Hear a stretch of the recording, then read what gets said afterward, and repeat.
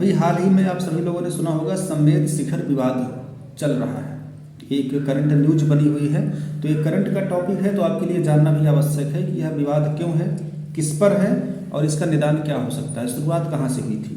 इन सभी चीज़ों के बारे में आज आपको हम बताने वाले हैं। तो सबसे पहले ये जान लीजिए कि संवेद शिखर जो है यह झारखंड राज्य में है, गिरिडीह जिला और मधुबनी क्षेत्र है, वहाँ पर संवेद शिखर अवस्थित है। पारसनाथ पहाड़ियों के ऊपर का एक स्थान है। समुद्र तल से इसकी ऊंचाई बहुत ज़्यादा नहीं है, 520 फीट है। 9 किलोमीटर परिधि का यह क्षेत्र है। तो अगर भौगोलिक दृष्टि से देखा जाए तो काफ़ी बढ़िया स्थान है पिकनिक मनाने के लिए, हरियाली से भरपूर क्षेत्र है। यह पहले एक धार्मिक स्थान हुआ करता था, जैन धर्म का तीर्थ स्थान था ये। और तीर्थ स्थान इसलिए था क्योंकि यहाँ पर जैन धर्म के 24 तीर्थंकरों में से 20 तीर्थंकरों को निर्वाण यहीं प्राप्त हुआ था, तो इसलिए इसे सिद्ध क्षेत्र कहा जाता है। जैन धर्म के लोगों का मानना यहाँ तक है कि एक बार अगर यहाँ की यात्रा कर ली जाए तो मनुष्यों को मृत्यु के बाद नरक योनि नहीं मिलेगी, मतलब पशु योनि नहीं मिलेगी। इतना महत्व है इस क्षेत्र का। तो विवाद कहाँ से शुरू हो गया कि 2019 में वहाँ पर रघुबर सरकार थी। उन्होंने इस पारसनाथ अभयारण्य को इको सेंसिटिव जोन घोषित कर दिया। इको सेंसिटिव जोन का मतलब ये हो गया कि अब यह एक धार्मिक स्थान नहीं है। यहाँ पर प्रत्येक धर्म के लोग आ सकते हैं, पिकनिक मना सकते हैं, छुट्टियाँ बिता सकते हैं। तो यह 2019 में घोषित हो गया। लेकिन हुआ क्या, जब नया साल आया 2019 के बाद 2020, तो लोग वहाँ छुट्टियाँ बिताने पहुँच गए, पिकनिक मनाने पहुँच गए और उन्होंने वहाँ पर मांसाहार का सेवन किया। अब ये मांसाहार तो जैन धर्म के लिए जहर के समान है। आपने देखा होगा जैन धर्म के साधु संत तो मुंह पे कपड़ा लगाए रहते हैं, मतलब वे गलती से किसी कीटाणु का भक्षण नहीं करना चाहते, किसी कीटाणु को नहीं खाना चाहते, तो मांसाहार कैसे बर्दाश्त कर सकते हैं। तो उन लोगों ने थोड़ा विरोध जताया कि भाई आपने हर धर्म के लिए इसको खोल दिया, चलो ठीक है, मांसाहार का सेवन लोग यहाँ पे आके कर रहे हैं, यह हमारा सिद्ध क्षेत्र है, तो ये कहाँ तक उचित है।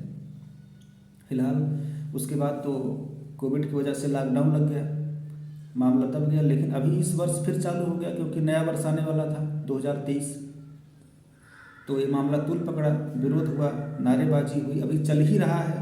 हिंदू धर्म के लोग भी इसको सपोर्ट कर रहे हैं कि सही बात है, मांसाहार का सेवन नहीं होना चाहिए, इसको इको सेंसिटिव जोन से हटा दीजिए और दोबारा वही कर दीजिए। मतलब अभयारण्य तक ठीक है, ये वहाँ पर धार्मिक क्षेत्र बना दीजिए, जैन धर्म के लोग आए वहाँ पर। तो अब ये तो लोगों का मत हो गया, सरकार का विचार क्या है, सरकार क्या कर सकती है।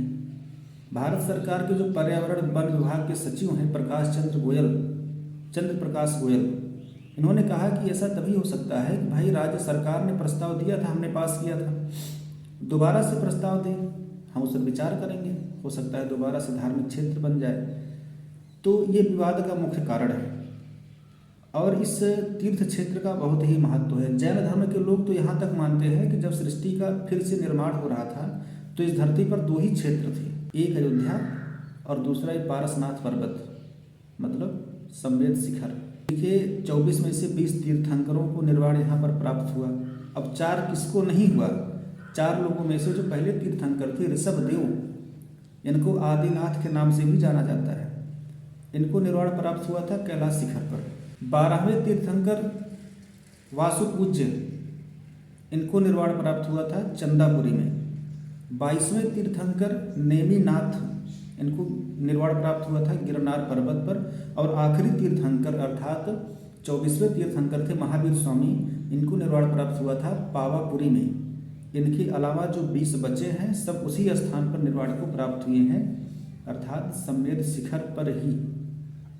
तो यह एक सिद्ध क्षेत्र है।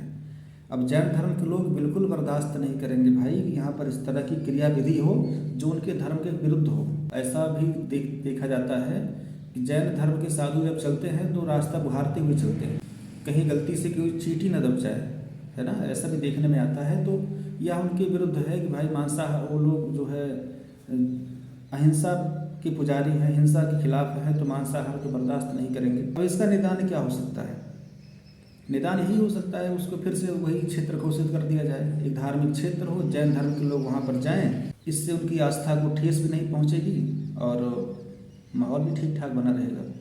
फिलहाल अभी इस समय विवाद चल रहा है।